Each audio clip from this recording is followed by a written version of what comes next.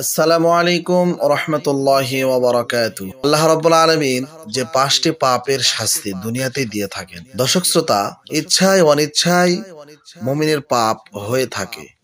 ফলে কেউ নিষ্পাপ নয়, একমাত্র নবী রাসূলরাই গুনাহ থেকে মুক্ত। পাপ করা থেকে বড় অপরাধ হলো পাপ করার পর তা থেকে তাওবা না করা, ফিরে না আসা, অনুতপ্ত না হওয়া এবং বারবার পাপ করা। আল্লাহর প্রেমিকরা পাপ করার সঙ্গে সঙ্গে তাওবা করে ফেলেন। সবারই জানা উচিত যে পাপের অবশ্যই একটা লিমিট আছে, একটা শাস্তি আছে। যদিও আল্লাহ তাআলা ক্ষমাশীল, ক্ষমা করা হলো আল্লাহ তাআলার দয়া, আর শাস্তি দেওয়া হলো তার আদল বা ন্যায় বিচার। আল্লাহ তাআলা কোন কোন পাপের শাস্তি দুনিয়ায় দিয়ে থাকেন, আবার কোন কোন পাপের শাস্তি দিতে পরকালের জন্য বিলম্ব করেন।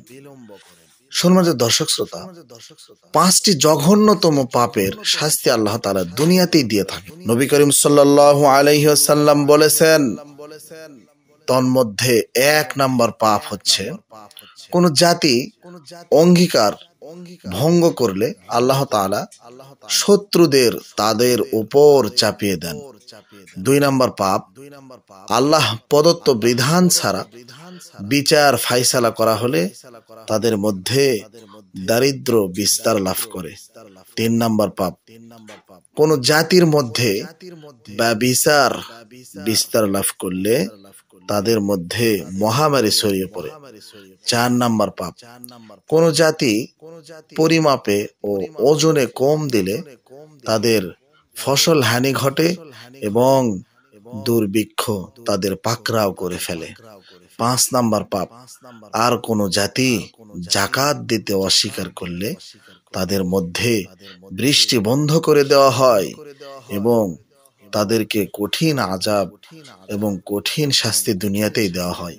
সম্মানিত দর্শক শ্রোতা, আমরা কেউই নিষ্পাপ নয়, প্রত্যেকেই পাপী বান্দা।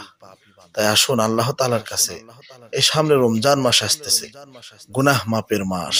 এই মাসে আমরা বেশি বেশি আল্লাহ তাআলার কাছে তাওবা করব আর গুনাহ কম করব।